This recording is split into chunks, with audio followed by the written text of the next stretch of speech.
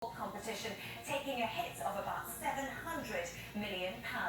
Global news 24 hours a day on air and at Bloomberg Quick Take, powered by more than 2,700 journalists and analysts in more than 120 countries. I'm Leanne Gerrans. This is Bloomberg. Francine. Leanne, thanks so much. Now let's talk all things green and how can global capital be mobilized to fund the transition to a low-carbon economy. Well, that's one of the solutions sought in a new paper by Credit Suisse and the Climate Bonds Initiative. According to the research, well, capital flows have until now been directed at activities which are already green. It calls for changes to debt markets to give confidence to investors, clarity for bankers, and credibility for issuers. Well, I'm delighted to be joined by Marisa Drew, Chief Sustainability Officer and Global Head of Sustainability Strategy Advisory and Finance at Credit Suisse. Marisa, thank you so much. You've done so much work to really try and capture the essence of what the financial services can do to try and transition the economy. Talk to me about this new paper. What do you need next from authorities and regulators to make sure that finance adopts it even further? Well, the genesis of the paper, Francine, was a recognition that there was a gap in the market.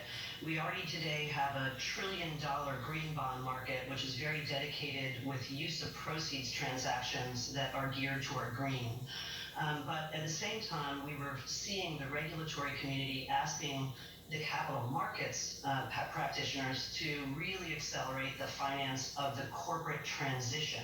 So these are the high carbon emitting industries. It's widely recognized we must, in addition to financing alternative energy, we've got to finance this corporate transition. And so this paper set out to create a framework and a discussion to develop a common set of principles and industry adopted standards in order to create a transition bond market that would sit side by side with the today green bond market.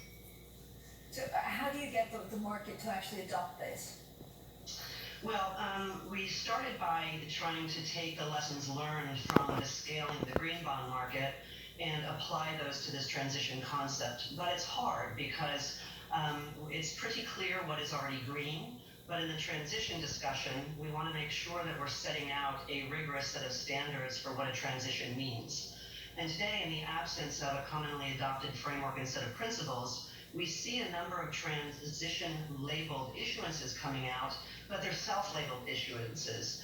And when you have these idiosyncratic issuances with labels that are not widely adopted or understood, and that is going to be a limiter on the market's ability to scale. So the idea here is that we have used science and we have used academia to underpin the thinking on the principles.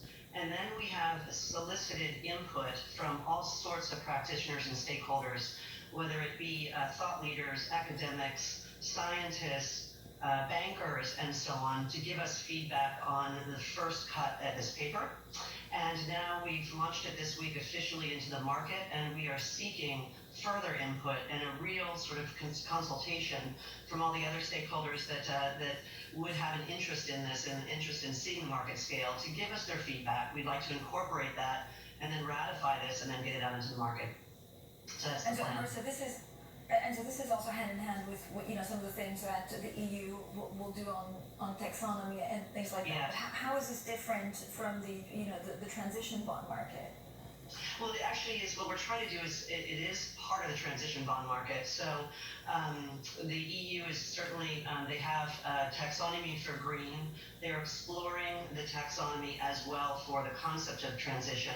And we want to work hand in hand with the prevailing best practice. So we will be incorporating that as it comes to pass into the thinking on the framework, but we wanted to get started and really get the ball rolling so that we can invite in all of those, not just the regulatory community, but all the practitioners to give us feedback so that we have something that is very robust and can be a market-adopted standard. Marisa, how do you deal with possible greenwashing? So this is, one of the things that comes up in conversations time and time again when you talk about, green investment is, how do you avoid people, signing up to stuff and then not delivering? Yeah, so this is, in some respects, a response to a fear of greenwashing, because if there isn't a commonly adopted standard or metric or terminology for what green or transition looks like, it certainly could open the door for less than well-intentioned actors or those who really aren't robust in how they're looking at it. So we have 5 principles that underpin the framework. Number one, for a transition to be credible, as we call it, and then ultimately be qualified to get this label, number one, you've got to be in line with the Paris trajectory. So you have to have a clear path to 1.5 degrees. Your transition has got to be underpinned by science. We do not count offsets because offsets in some respects is just moving the buck to somebody else. This has to be a net zero economy that we're striving for. And we say that technology trumps economic cost in the sense that if there is a viable pathway, it may come at a cost, but we can't use the excuse that it's more expensive to go down that pathway as a reason not to do it. We have got to move these companies quickly. And then finally, the action has got to be backed up by hard metrics. So we can't have promises that have no substance. So if an issuer meets all of those with their transition plan, then in our minds, they would qualify for this transition label. And the transition label is something that would apply. We want this to apply not just to use of proceeds transactions, but to whole entities. So as we see, as an example, BP next week is going to be on the road talking about a wholesale corporate transition to a cleaner energy company. And it's these types of transitions that we want to support and finance. There's going to be needed over $100 trillion to be invested into the energy sector between now and 2050. And what we'd like to see is that the investment is going toward the greener solutions, so that ultimately we really can achieve this net zero target by 2050. That's the real goal here. And Marisa, I want to talk to a bit about what you see in terms of demand from investors. So ESG products have significantly increased the demand for them. I know you just also launched the Ocean Engagement Fund in partnership with, I think, the Rockefeller Asset Management. But in general, do you feel like investors want to be invested in more specific products like this? Do people say, right, I want to put something in oceans, I want to put something in solar?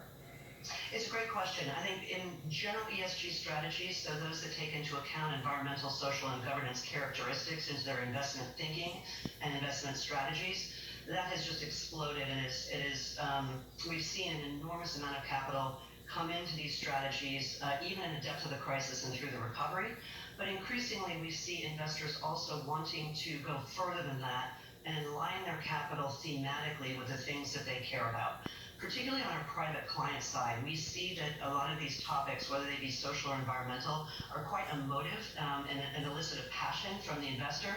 And so the response of this Ocean Engagement Fund is very much one that is meeting a demand or request for our clients, particularly the next generation of our private clients. Thanks to you in the media, you've kept the topic of ocean health and the plastics equation very, very much in the spotlight. And a lot of our clients come to us and they say, I'm passionate about trying to be part of the solution here, and how do I get involved? And how do I get involved beyond philanthropic donations? I would really love the ability to align my investing with these passions and these things that I care about. So this Ocean Engagement Fund is the first of its kind, we believe, that links engagement with impact. And we're thrilled to partner with Rockefeller Asset Management, who's had a 40-year track record in engagement very successfully. And through their engagement, they have demonstrable performance that comes with the companies who are responsive to the topics that they have surfaced as ones that they think will create real value if the companies are willing to engage. And so the idea behind this fund is that we will seek out those companies who, through engagement, we believe can be better stewards of ocean health. Mm-hmm. We're very excited to go down this journey with such a credible partner as Rockefeller. Marisa, thanks so much for joining us today. Marisa Drew, their Chief Sustainability Officer and Global Head Sustainability Strategy Advisory and Finance at Credit Suisse. Now, we, of course, remember that morning of September 11th.